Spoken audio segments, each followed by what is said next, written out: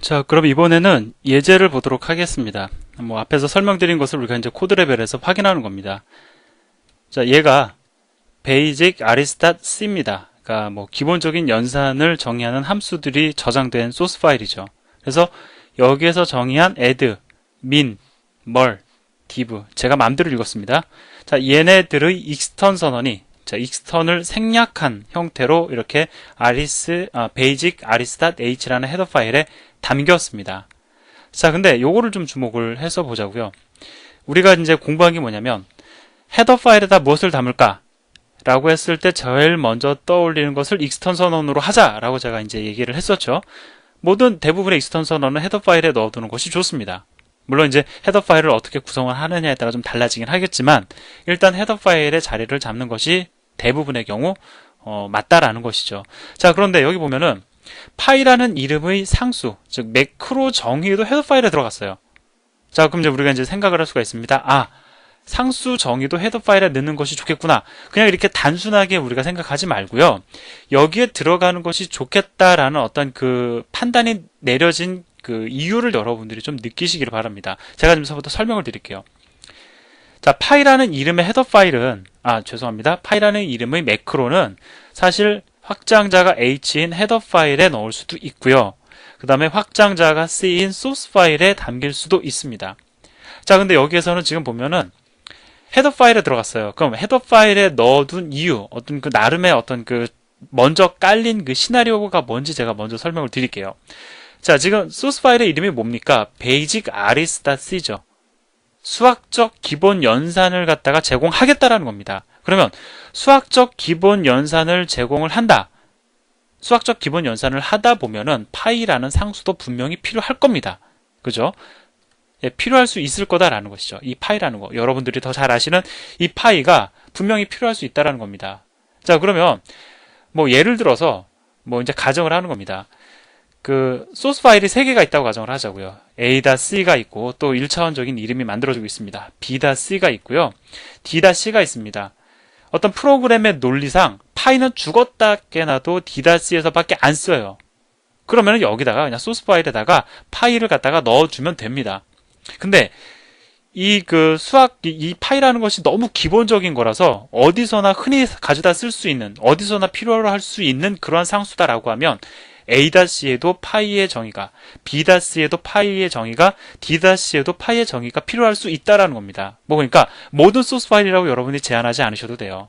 소스 파일이 총 10개가 있으면 그 중에 한 3개 아니면 5개 이렇게 다수의 소스 파일에서 파일을 필요로 할 수 있다라는 겁니다. 그러면 앞에서도 제가 말씀을 드렸지만 매크로의 정의는 파일 단위로 유효합니다. 즉 예를 들어서 D-에서 내가 매크로 파이 정의했다라고 해서 A나 B에서 그 파이 가져다 쓸 수 없다라는 거죠. D-에서 매크로 파이가 정의가 되었다 할지라도 B-에서도 필요로 하면 여기다가도 추가를 해야 되고요. A-에서도 필요로 하면 A-에도 추가를 해야 됩니다. 자, 느낌이 바로 오시죠? 필요로 할 때마다 추가를 해야 된다? 근데 필요로 할 때마다 추가를 한다고 해서 똑같은 문장을 중복해서, 파일은 다르지만 중복해서 이렇게 넣어두는 거, 이거 아주 재미가 없다라는 표현보다는 그거는 좀 이렇게 그냥 속된 말이니까 아주 관리하기 귀찮아집니다. 왜 그런지 한번 볼까요? 예를 들어서 제가요, 파이가 3.1415인데 파이가 3.0415인 줄 알고 파이를 3.0415로 해가지고 D-에 정의하고 B-에 정의하고 A-에 정의했다고 가정을 해봅시다. 뒤늦게 잘못된 걸 발견을 했어요. 아니면 수학에 엄청난 무슨 오류가 발견이 되어서 파이 값이 바뀌기로 이제 몇 년, 몇 월, 며칠 날 바꾸기로 공포가 이제 그때 됐다고 가정을 합시다. 말도 안 되지만. 자, 어쨌든 그러한 어떤 논리적인 상황이 발생할 수 있잖아요. 자, 그럼 어떻게 되느냐? 모든 파일을 다 수정을 해야 됩니다. 혹여라도 내가 실수로 하나 빼먹으면 이거는 프로그램의 논리적인 오류가 될 수 있는 거죠. 자, 그래서 하나의 문장은, 하나의 어떤 파이라는 하나의 그 매크로를 정의하는 그 문장은 소스 코드 전체, 헤더 파일, 소스 파일 다 포함해서 하나만 존재하는 게 좋아요. 근데 다수의 소스 파일에서 필요로 하는데 어떻게 하나만 존재하게끔 하느냐? 방법이 있죠. 헤더 파일에 넣어두는 겁니다. 얘를.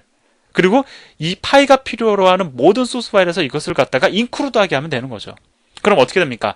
헤더 파일에 정의된 파이만 싹 바꾸면 소스 파일에 우리가 굳이 컨트롤하지 않아도, 달리 바꾸지 않아도 다 적용이 되지 않습니까? 그래서 이렇듯 다수의 소스 파일에서 참조가 될 수 있는, 다수의 소스 파일에서 필요로 하는 매크로의 정의도 헤더 파일에 넣어두는 것이 유용하다라는 겁니다. 이해되시죠? 자, 뭐 제가 지금 여러 가지 말씀을 드렸는데 다 듣고 나서 뭔지 되게 골치가 아프네요. 그러니까 어쨌든 매크로 정의는 헤더 파일에 넣으라는 거구나 라고 해서 그냥 결론을 내리면 절대로 안 되는 얘기입니다.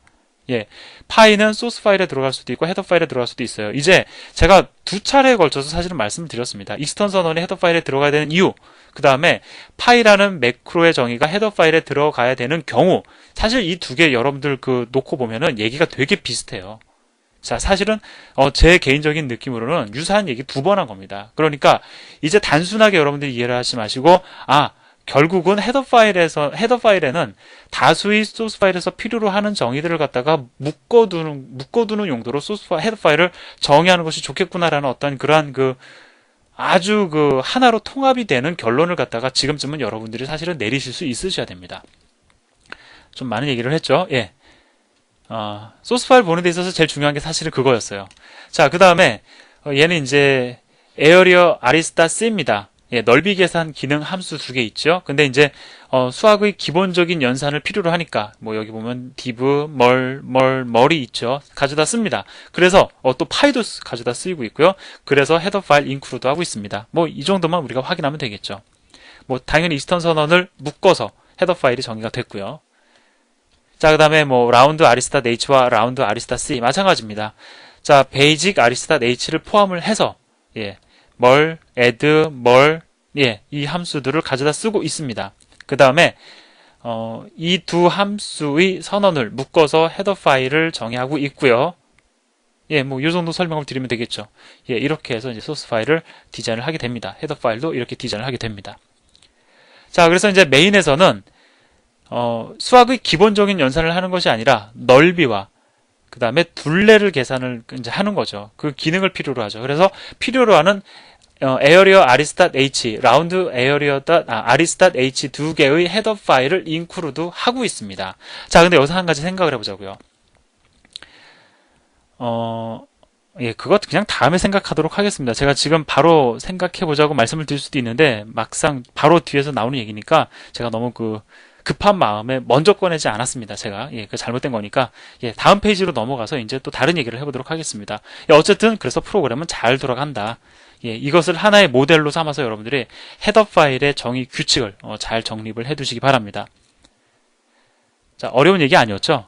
자, 그럼 이번에는 제가 이제 질문을 드리겠습니다. 구조체의 정의는 어디에 두는 것이 좋을 것이냐? 바로 질문을 드리면은요. 10중 8구 뭐라고 이제 말씀을 하시냐면 소스 파일에 당연히 넣어야 되는 거 아닙니까? 라고 얘기를 합니다. 근데 그 책임은 사실 저자인 저에게도 있어요. 근데 저의 책임만이라고 얘기하기 어려운 게 이건 책임 회피가 아니라 모든 C 언어 기본서에서 그렇게 하니까 저도 따른 거고 사실 그래야 공부하기가 편합니다. 어디다가 뒀냐면 구조체의 정의를 소스 파일에다 넣었었어요. 근데 실무에서는요, 일단 결론을 좀 말씀을 드리면 구조체의 정의는 헤더에 주로 많이 들어갑니다. 갑자기 또 영어로 쓰네요. 헤더 파일에 보통은 많이 정의를 합니다. 그 이유를 제가 설명을 드리도록 하죠. 매크로의 정의, 파일 단위로 유효하죠. 마찬가지로 구조체의 정의도 파일 단위로만 그 정의가 유효합니다. 자, 그래서 예를 들어서요.